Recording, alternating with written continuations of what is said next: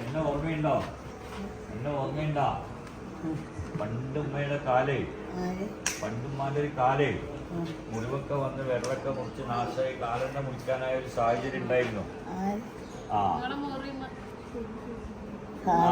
സാല അന്നുമ്മ അന്ന് ഈ കാലം മുറിച്ചു മാറ്റേണ്ട ഒരു സാഹചര്യം ഉണ്ടായിരുന്നു.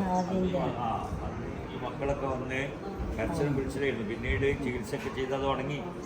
ഇപ്പോൾ ഒരു മുറിവുണ്ടെന്ന് പറഞ്ഞിട്ടാണ് വന്നത്. ചെറിയ മുറിവാന്ന്, ബേജാറാക്കണ്ട. ഇവര് പറഞ്ഞ വലിയ മുറിവാന്നാണ്. ഞാൻ പറഞ്ഞത് ചെറിയ മുറിവ് കേട്ടോ.